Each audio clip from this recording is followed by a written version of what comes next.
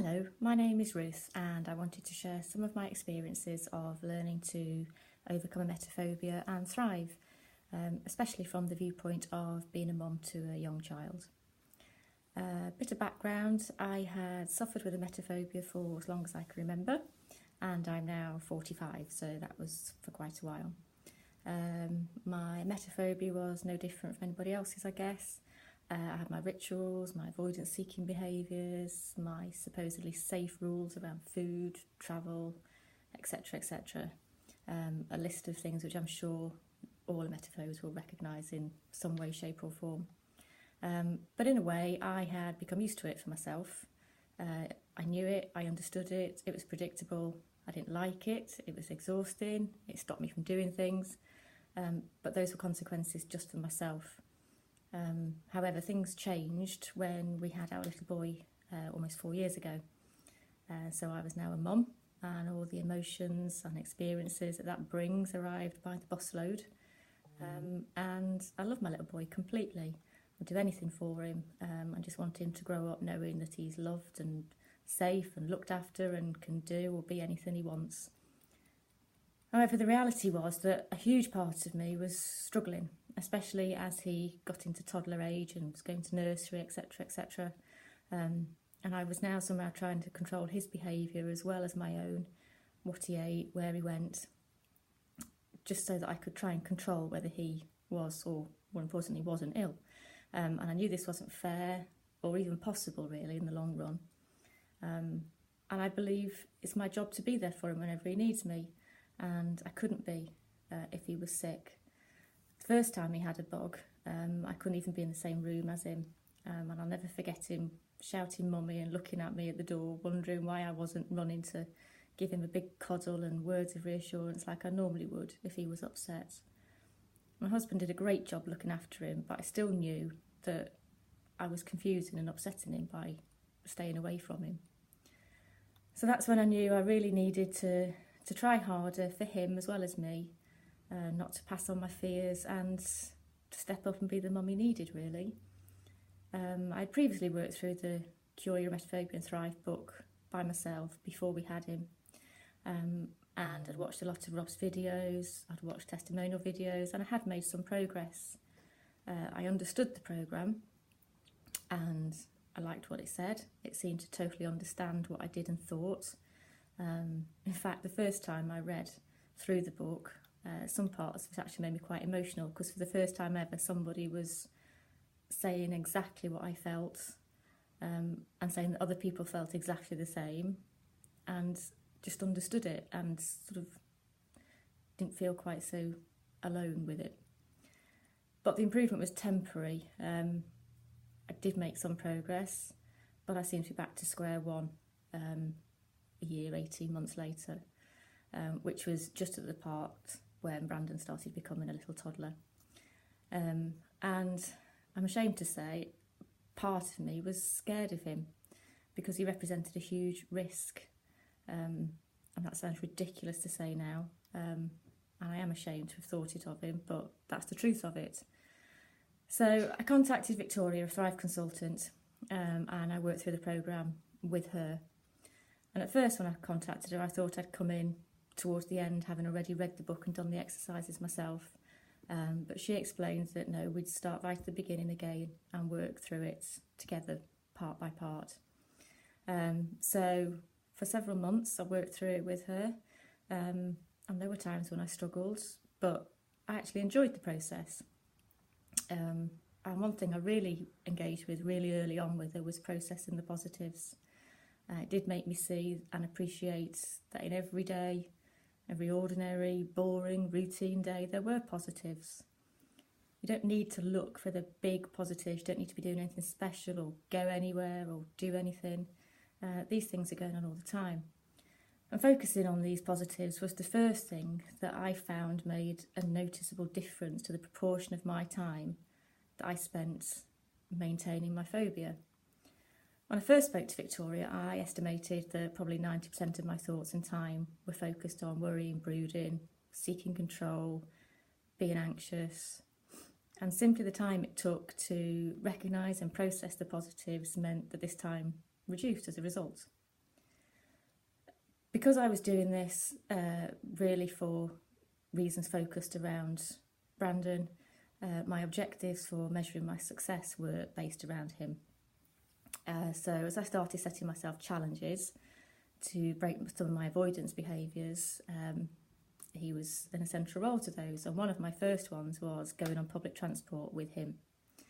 And just seeing the undiluted excitement and pleasure and fun on his little face from just getting on a bus with me and going on an adventure was enough to keep me positive and upbeat and relaxed enough to just enjoy the time with him and have fun. We only went to the next town and we played in the park and we had lunch at a cafe and we had a great time. And then, much to his amusement, because I'm not used to catching buses, we had to run to get it before it pulled off from the stop, which he thought was hilarious. But then a huge unplanned challenge arrived only a couple of weeks into going through the programme with Victoria. He had caught a bug and was ill in the middle of the night. And it was really hard work to keep calm enough to not run away this time. I didn't manage to be with him straight away, but after my husband had showered him, I gave him a cuddle and put him back to bed. And it was only a small difference, but I hadn't seen that confused look from him again, wondering why I wasn't looking after him, and asking Daddy where was Mummy. So that was a positive to process, even though it was a blip, and it did worry me and it did set me back a little bit, but I learned to process the positives, and I noticed the huge change in that experience to when he'd previously been ill, and I was literally nowhere near him for a couple of days. One of the biggest things that resonated with me was that I didn't suffer with a random phobia. I had chosen to construct it. I'd often say I wouldn't wish it on my worst enemy, and yet I was choosing to maintain it for myself. I wasn't consciously doing it. I didn't know that's what I was doing, but as I talked it through with Victoria and realised that, I immediately felt more in control of overcoming it. So every time I had a blip or something wasn't going right, I knew something was in my power to change it, because it was my power that had caused it. I had several small light bulb moments with Victoria. That was one of them.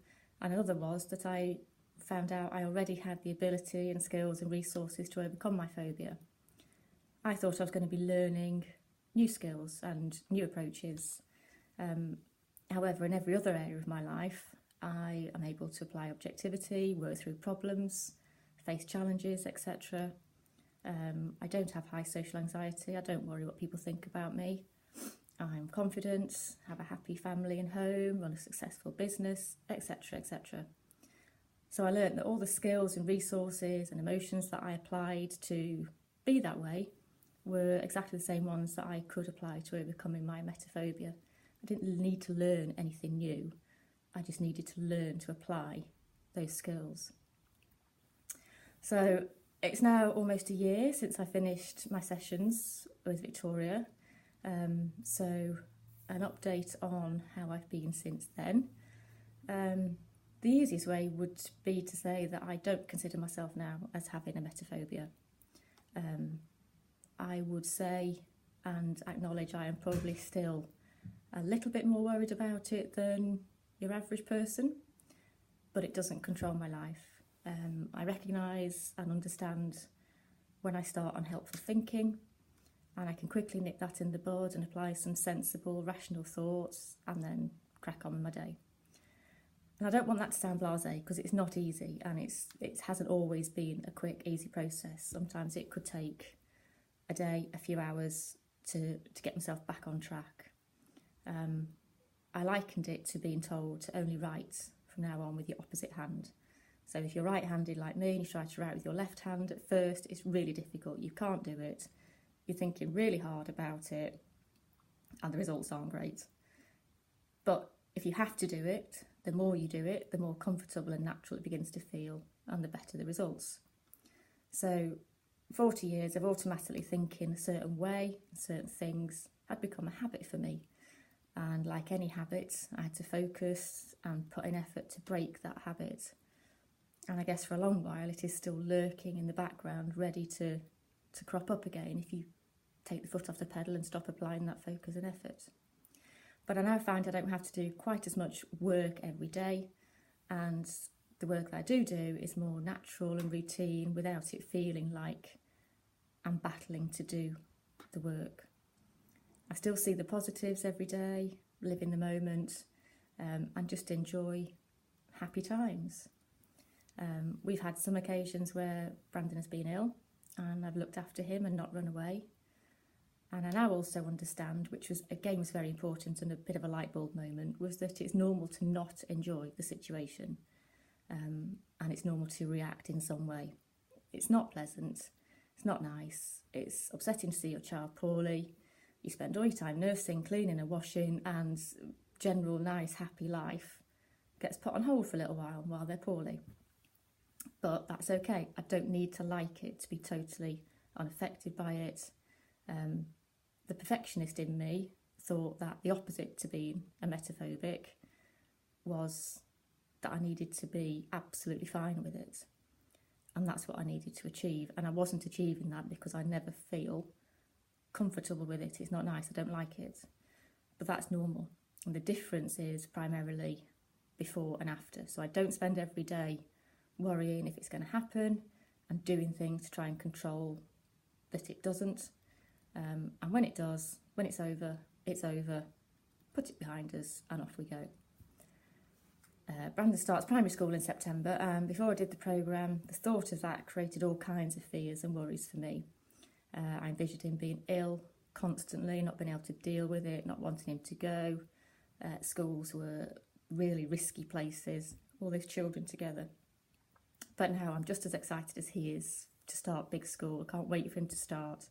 And we're enjoying all the preparations together, getting uniform and going on visits, and he's just really enjoying it, and it's lovely to enjoy it with him.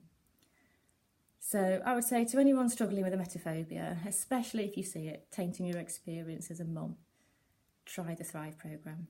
We only get these little people for such a short amount of time, and you don't want to look back and regret how you've been, time you wasted, and I certainly didn't want to ever get to the stage where he told me I'd upset him, or worse still, even see him starting to take on my fears and become emetophobic himself.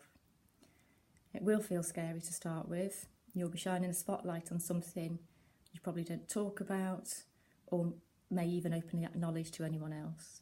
You'll feel uncomfortable and vulnerable and upset probably to start off with, but get through those barriers and I promise you, it's entirely possible to live without emetophobia running your life. I only wish I'd done it years ago.